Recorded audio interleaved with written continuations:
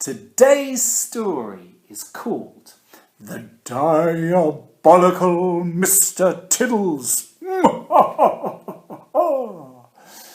Diabolical means badly behaved in some way, and when I look to find Mr. Tiddles on the front cover, I see this cat.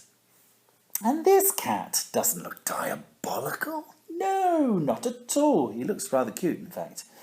But he is carrying a television between his paws.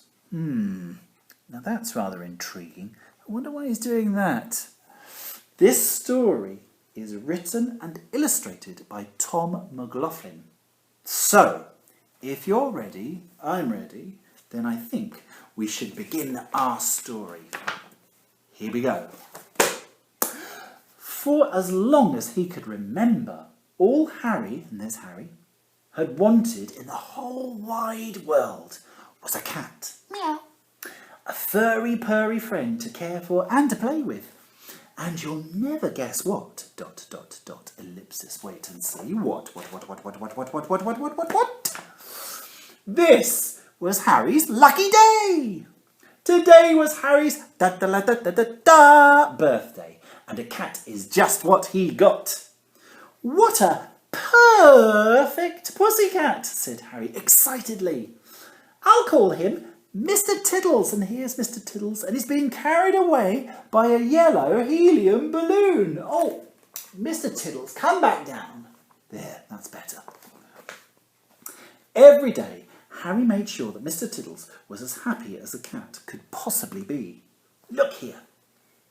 They're playing computer games together, but not just any old computer games. No. They are playing 3D computer games. I can tell by the glasses.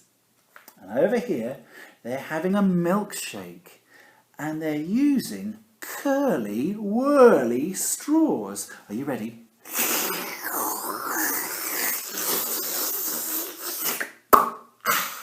Delicious. Down here, Harry is presenting Mr. Tiddles with some fine dining. He's roller skating across the kitchen with a stack of 12 fish for Mr. Tiddles' supper. How amazing is that? What a lucky cat! Every night he tucked Mr. Tiddles up on the comfiest armchair and stroked his tummy until he drifted into a dreamy sleep. Harry loved his new friend. Mr. Tiddles loved Harry too, and he wanted to show him how lucky he was to have such a kind friend. Do you know something? It is nice, isn't it, when we've got friends, to be able to share our kindness, because that's what makes the world go round. First, he bought Harry a fresh mouse. Ooh. But Harry just went a funny colour. Not very nice at all. Ooh. Then he left Harry's favourite treat at the bottom of his bed. Splat! Triple chocolate cream and custard cake with extra banana jam. Oh, banana jam. How many of you have had banana jam before? Oh, that's quite a few, really. Oh, what does it taste like? I bet it's scrumptious and delicious. But I bet it's very sticky to step into. And that's what Harry did. Splat! Delicious, said Harry as he licked a dollop of cream off his toes. But where did this come from? Mr. Tiddles kept quiet. The next day, Harry found a pogo stick and a train tooting its way around his bedroom. Now, a pogo stick is a stick with a spring at the bottom and a little step to stand on so that you can hop around. Boing, boing, boing, boing, boing, boing, boing. It's really rather fun. What's going on? Where has all this come from? He cried. Mr. Tiddles just grinned. Boing, boing, boing, boing, boing, boing, boing. Day by day, things got even more puzzling. Before long, Harry's room was awash with rock star guitars, peculiar paintings, fearsome dinosaurs, yummy jelly beans, and whooshing jetpacks. Whoosh! What's your favourite from that list? Mine, I think, is the whooshing jetpack. That looks tremendous fun. I want one. Wowzers.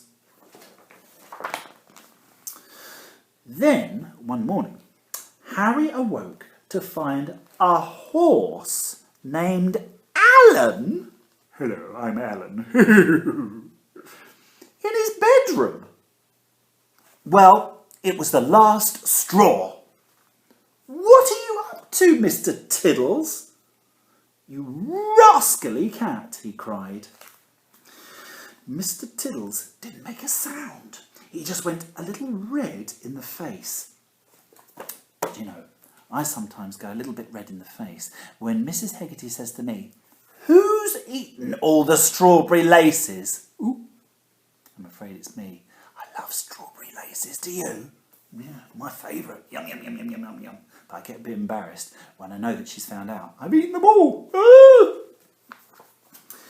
What mischief was Mr. Tiddles getting up to while Harry was asleep?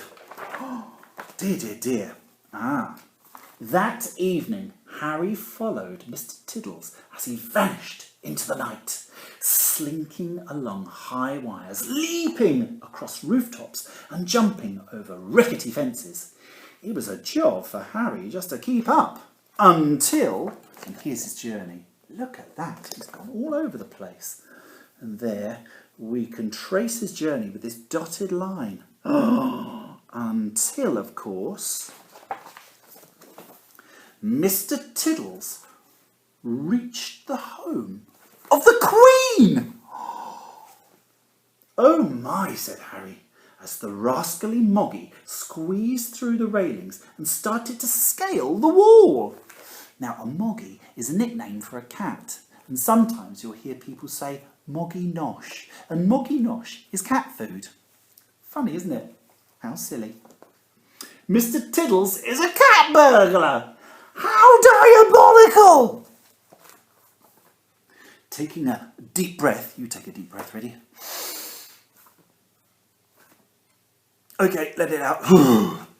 Harry followed Mr. Tiddles over the palace gates, up the palace wall, and into the royal bedroom. Ooh! Stop! Shouted Harry, just as Mr. Tiddles swiped the crown right off the royal head. Mr. Tiddles froze. The Queen woke up. Ooh! And Harry started to fall. Help! He screamed. Look at that. Whoosh! Quick as a flash, Mr. Tiddles dropped the royal crown and dived across the room.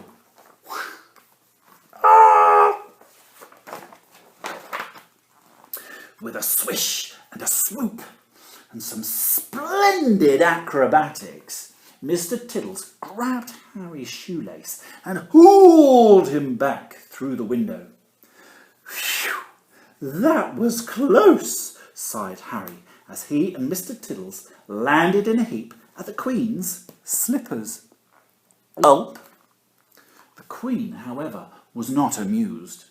Guards! She called. Arrest these two intruders, unwanted guests, for acts of cheekiness against the crown. Very dramatic, isn't it? No, cried Harry. Please, your majesty, Mr. Tiddles isn't a bad cat. He's just been taking things because he cares so much for me. You mean he's stolen other things too? Cried the Queen in dismay. She scratched her royal head, and a royal thought popped into her royal brain. "It's wrong to steal," she snorted. "But I think Mr. Tiddles has learned his lesson. I can see that he isn't a bad cat. If he promises to give everything back, we'll say no more about it." Mr. Tiddles looked up at the Queen and gave the cutest furry purry pussycat smile that he could muster.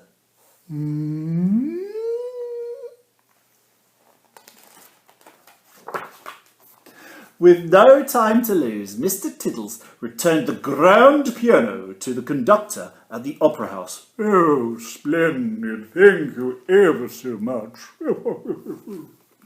The washing jetpack to the astronaut.